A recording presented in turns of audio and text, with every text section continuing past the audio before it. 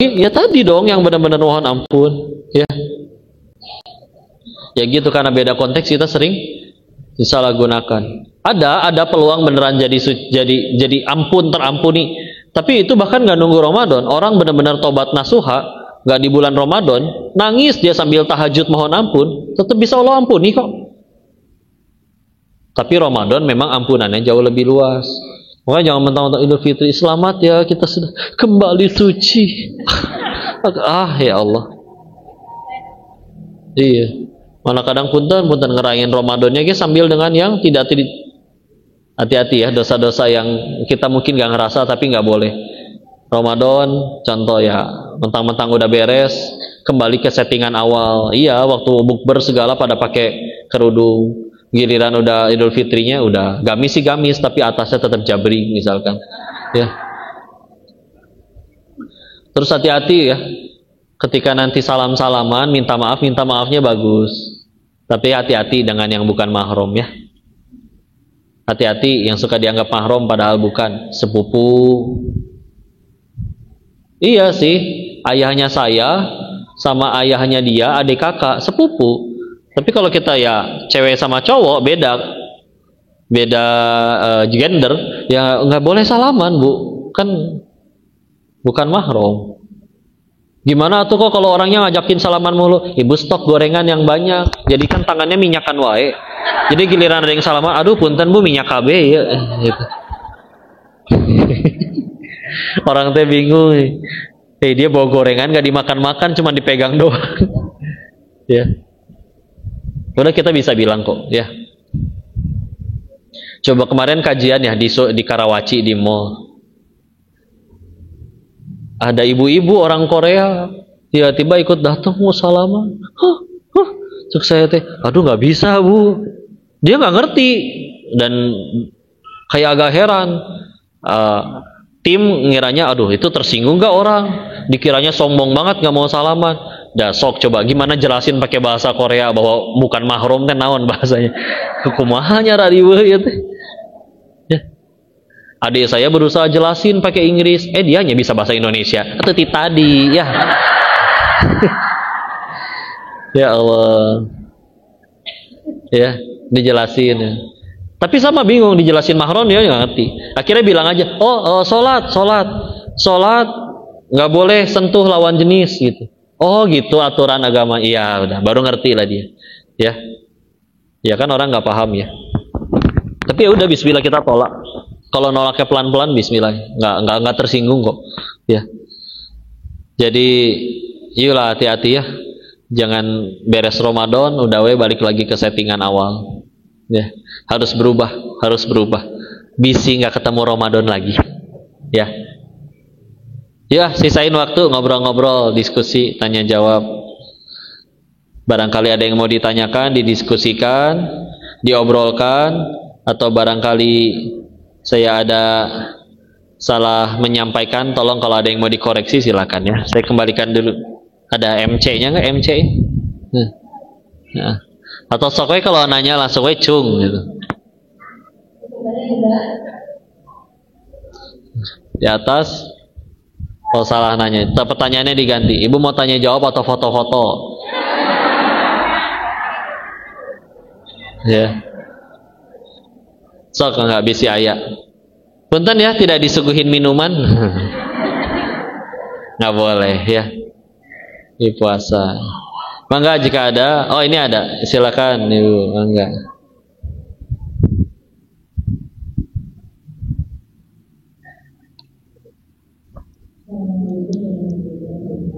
Waalaikumsalam warahmatullahi wabarakatuh. Ya. Menyusui, ya, bismillah. Makasih ya. Yang saya tahu, ya, menyusui termasuk yang diberikan uzur.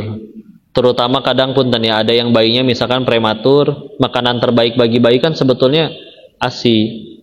Mau sehebat apapun susu formula, bahkan saya ngelihat susu formula aja di kalengnya ada tulisan, makanan terbaik bagi anak Anda tetap adalah ASI. Ya itulah hebatnya buatan Allah ya. Manusia bikin pakai alat, pakai mesin, nggak bisa sebaik ASI. Kita, ASI kan dari apa yang ibunya makan. Ibunya minum air putih, ibunya makan daun katuk, ibunya makan daging, protein, yang segala macam, tapi bisa keluar jadi susu tuh, coba luar biasa. Ya, dan itu tetap nutrisi terbaik yang belum sanggup ditandingi oleh susu formula manapun. Ya, nah, ASI, saya begitu ngobrol sama dokter ya, yang produksinya itu dia berdasarkan tergantung hormon. Hormonnya adalah hormon salah satunya oksitosin, dan ini adalah hormon kebahagiaan. Makanya punten, kalau ibunya stres, gak keluar bu ASInya bu, karena hormon kebahagiaannya gak keluar. Jadi yuk kita mesti bikin bahagia, ya. Nah, ketika akhirnya itu bayinya juga butuh terhadap si ASI ibunya, terus ibunya gara-gara kondisi puasa kan nggak ada asupan, apa dong yang dirubah jadi susu, jadi ASI? Kalaupun iya ada, mungkin kualitasnya menurun, maka memang itu termasuk yang kondisi uzur ya. Kalau uzur maka diberikan rukhsah untuk tidak berpuasa. Nanti silakan, mudah-mudahan sempat dikodo, dihitung berapa hari. Kalaupun nanti sudah tidak sanggup mengkodo, ada pilihan lain fidyah ya. Jadi secara fikih boleh saja, apalagi dia mengejar untuk pengen dapat ilmunya. Karena nanti kan ketemu dengan hadis yang lain ya, thalabul ilmi fardhatun ala kulli muslimin wal muslimat. Ada niatan benar-benar murni pengen ikut ilmu, pengen dapat ilmu, akhirnya dia pengen ikut pengajian di masjidnya. Jadi ya terlalu banyak faktornya yang kita perhitungkan dulu, baru nanti diambillah hukum tersebut ya. Memang kalau misalkan jatuhnya hari-hari yang tidak ada taraweh, tidak ada ceramah ya, ketika akhirnya perempuan, apalagi misalkan perempuannya cantik sekali, keluar ke masjid malah bikin bapak-bapak malah jadi waduh gitu kan. Apalagi ternyata masjidnya belum ada pemisah antara mana laki-laki, mana ruangan laki-laki, mana perempuan. Minimal tuh ada yang kayak itu ya, pembatas kayak gitu ya. Kalau misalnya ternyata kan ada masjid yang belum ada kayak gitunya, ya memang sebetulnya banyak faktor. Tapi kalau misalkan hukum bisa berubah. Kalau ternyata ya itu dia tadi, kalau dia benar-benar pengen ikut thalabul ilmi, saya nggak hafal surat-surat panjang kok, di rumah mahnya kuliah kulhu deui 11 rakaat. Mumpung di masjid ada imam yang bisa bacaannya panjang, pengen dong kebagian pahalanya. Sedangkan ternyata ada pengajiannya, tempatnya juga benar-benar terjaga, wudunya kita nggak kecampur sama laki-laki, tempat sholatnya tidak tercampur laki-laki, meskipun jauh dengan yang laki-laki tapi masih ada speaker, suaranya kedengeran, kan nyaman sekali, bismillah. Sambil tetap menjaga kondisi masjidnya pun ternyata dekat sekali dengan rumah, tetanggaan, maka ya bisa jadi ada berubah di situ. Makanya ada yang namanya fikih kontemporer ya, yang itu berlakunya ngikutin zaman sekarang, karena bisa jadi di zaman dulu belum ada penjelasannya. Kayak contoh, dulu kan mohon maaf Bu, kalau haid kan sampai disebutkan jangan ke masjid. Tapi ternyata Ibunda Aisyah radhiyallahu anha pernah disuruh ngambilin barang sesuatu oleh Nabi, sedangkan itu di masjid, dan bilang aku sedang haid. Ya, loh kok itu tetap, maka kan dikumpulin dulu nih hadis nih, baru akhirnya diambil kesimpulan bahwa oh, karena dulu makan punten ya, cuman dibuntel pakai kain. Kalau ngecelak di masjid gimana? Netes-netes. Kalau sekarang kan alhamdulillah sudah ada roti tawar ya. Jadi bisa terjaga lah gitu ya.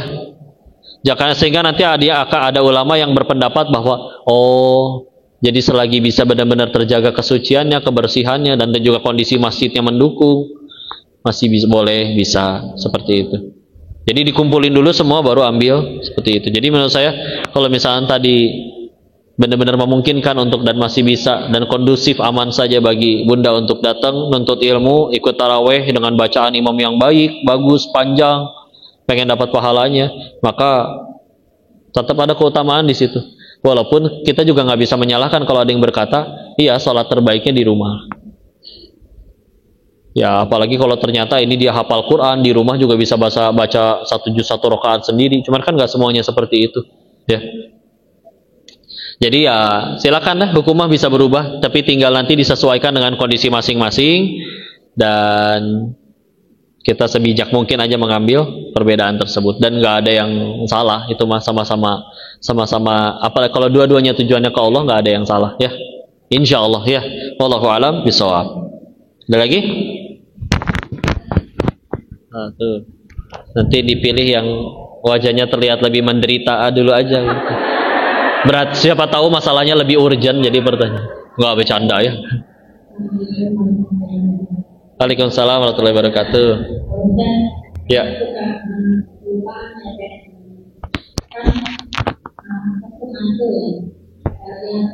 Mantu ibu lagi hamil.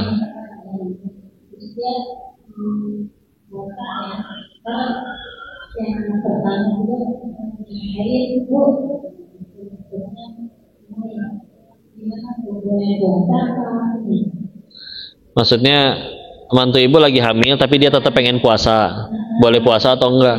Iya. Ya. Masih sambil nyusuin.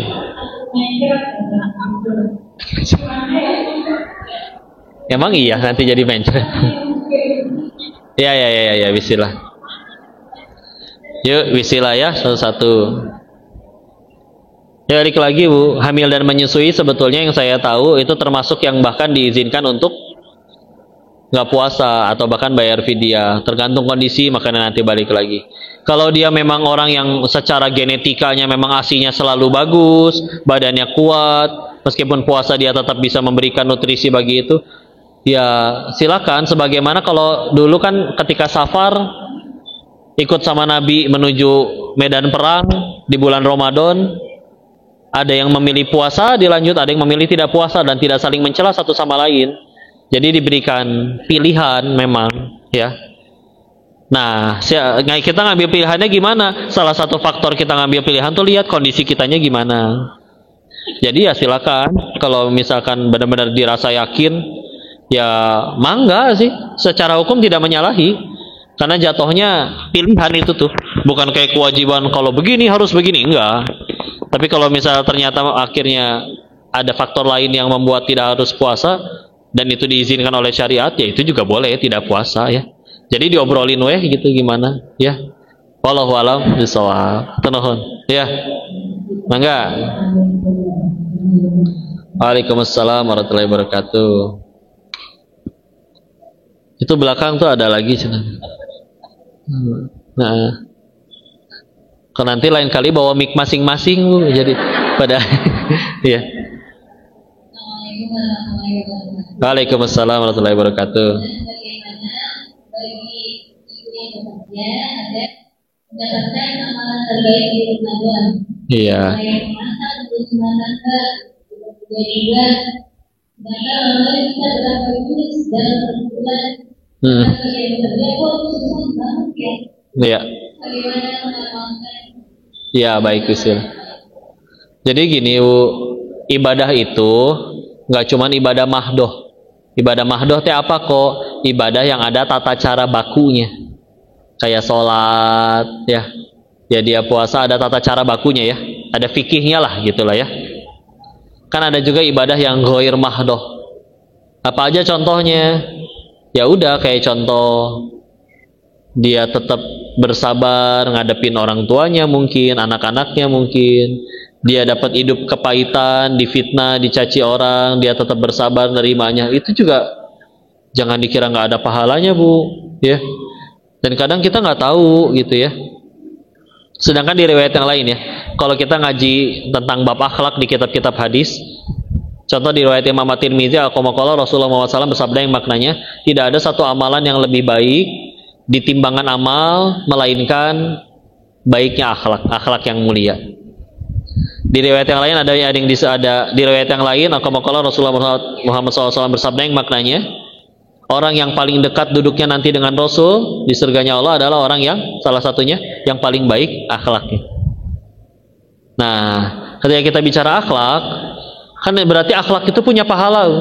Karena di riwayat yang lain juga banyak hadis tentang akhlak itu, termasuk bisa jadi orang yang mulia akhlaknya dia mengalahkan pahalanya orang yang mungkin rajin sekali sholat, rajin sekali ibadah yang mahdoh tadi. Karena apalagi orang ada yang ibadahnya rajin memang tapi malah jadi kesombongan. Nah ini juga ada bahasan yang berbeda lagi.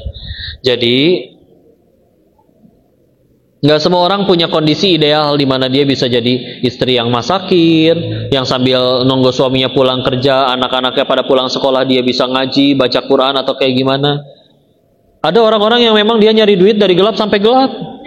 Sebelum subuh udah berangkat, setelah isya nggak pulang-pulang. Begitu ditanya, oh ternyata mohon maaf, ternyata anak yatim, dia harus menjadi tulang punggung bagi kelima adiknya. Jadi nggak bisa untuk selalu sering datang ke masjid, ya. Dan sekali lagi pintu surga banyak ya. Kayak contoh para sahabat Nabi juga kalau bisa mah pengennya 24 jam barengan sama Nabi. Tapi kan ternyata nggak bisa. Ada tuh yang disuruh ke medan perang, nggak bisa berarti sering-sering di masjid. Ada tuh yang disuruh berbisnis, Abdurrahman bin Auf, nggak bisa sering-sering di masjid. Ya. Dan orang kan beda-beda. Ada yang kok saya tahu sih Quran mulia, tapi saya baca Quran teh ngantuk. Tapi giliran jualan mah jago. Ya sudah, akhirnya dia jualan, dengan jualan uangnya tambah banyak, dia wakafnya banyak, dia sedekahnya banyak, dia bisa bangun panti yang mungkin orang yang baca Quran setiap hari belum tentu bisa ngebangun panti sebesar itu. Pahala juga dong. Jadi udah, kita fokus semuanya dengan amalan kita masing-masing untuk tambah baik di hadapan Allah. Kalau ngelihat ada yang seperti itu, nah jangan ikutin waswas syaitan untuk merendahkan. Oh jangan-jangan dia males, nggak tahu, bisa jadi kayak tadi anak yatim harus tanggung berapa adiknya, jadi nggak bisa setiap hari ke masjid.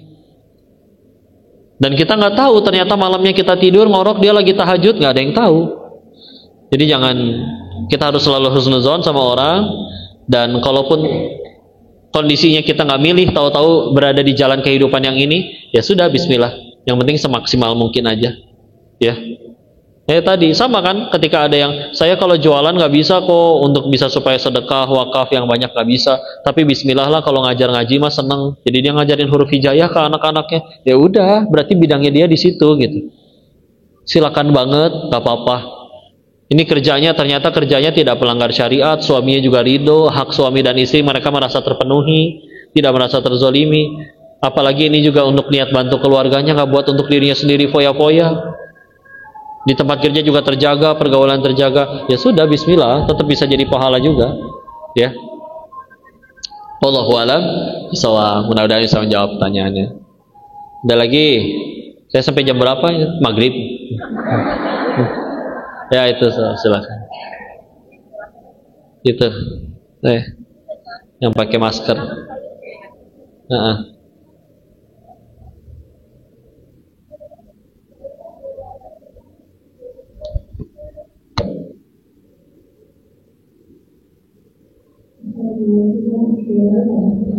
Waalaikumsalam warahmatullahi wabarakatuh.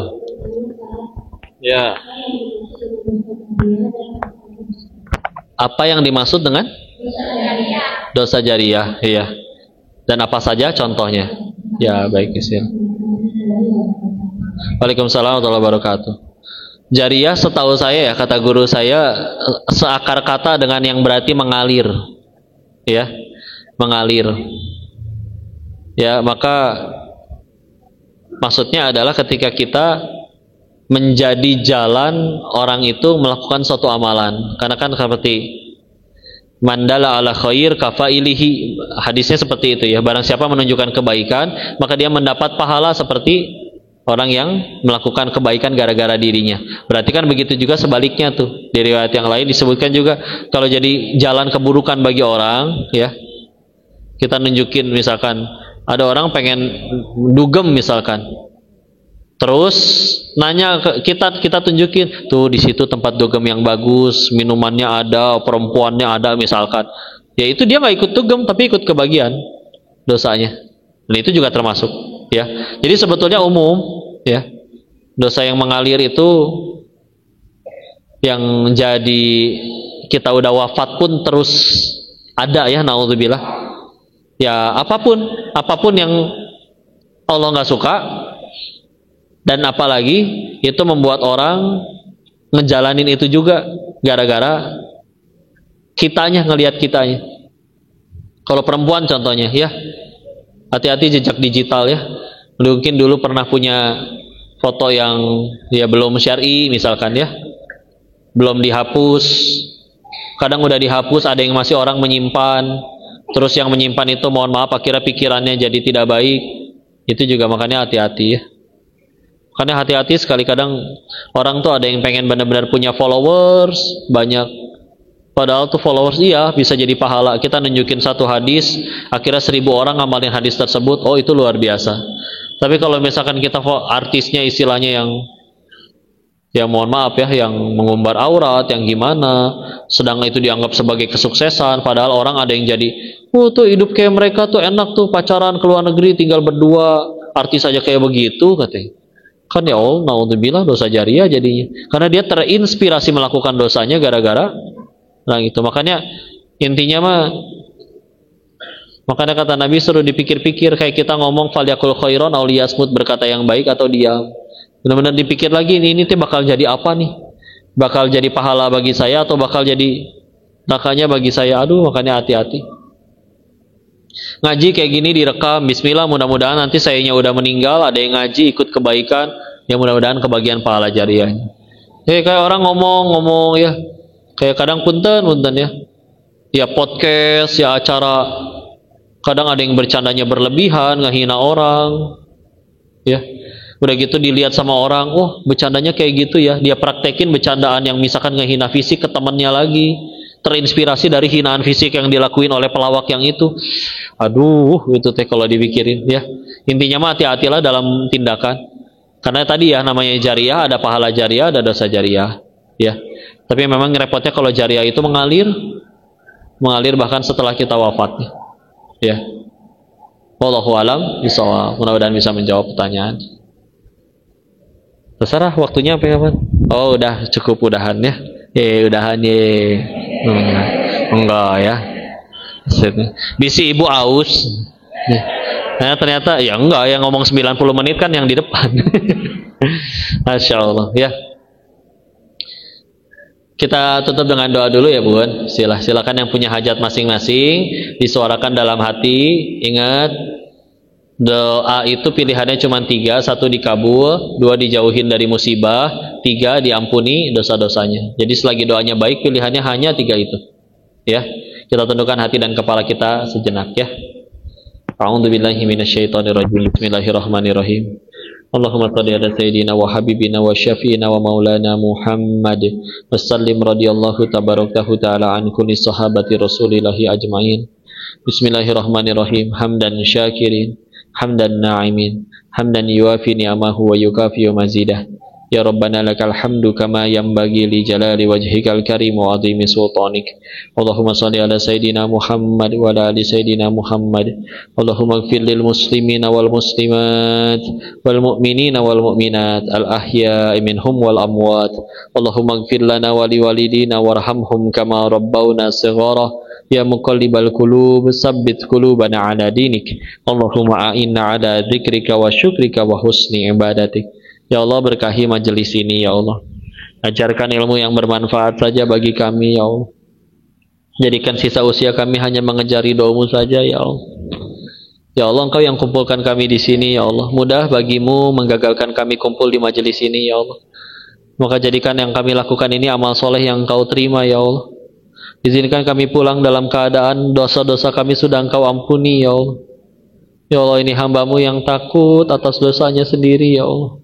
Tapi kalau tidak memohon ampun kepadamu, kepada siapa lagi ya Allah? Hanya Engkau yang kami tahu punya kuasa mengampuni dosa. Hanya Engkau yang kami tahu ampunannya lebih luas daripada murkanya. Maka ya Allah, izinkan kami bisa beribadah maksimal di bulan Ramadan ini ya Allah. Jangan Kau biarkan kami wafat dalam keadaan dosa kami belum Kau ampuni ya Allah. Jangan Kau biarkan kami wafat dalam keadaan taubat kami belum Kau terima ya Allah. Kami takut dengan ganjaran dosa-dosa kami ya Allah. Tapi hanya kepadamu lah kami sanggup berlindung ya Allah. Ya Allah, kami titip orang-orang yang kami sayang ya Allah. Pasangan, anak-anak, anugerahkan mereka jadi orang yang solih-solihah. Hafidhah. Rabbi habli minas solihin. Rabbi habli minas solihin. Rabbi habli minas solihin.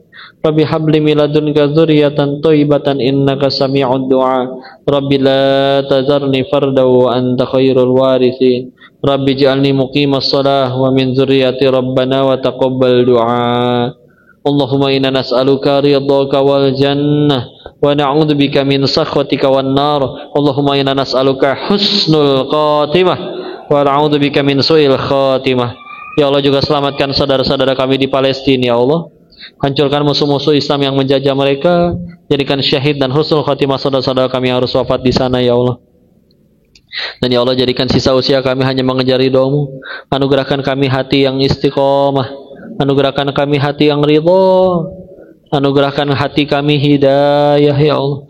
Dan izinkan kami dikumpulkan kembali kelak di dalam surga-Mu ya Allah. Rabbana atina fid dunya hasanah wa fil akhirati hasanah wa qina adzaban nar. Subhana rabbika rabbil izzati amma yasifun. Salamun alal mursalin walhamdulillahi rabbil alamin. Terima kasih. Mudah-mudahan yang dirahmati Allah. Mohon maaf lahir batin. Jika ada kesalahan murni dari bodohnya Koko, tolong dimaafkan dan dinasihati. Jika ada kebaikan pasti dari Allah dan kita bersyukur. Billahi taufiq wal hidayah. Assalamualaikum warahmatullahi wabarakatuh.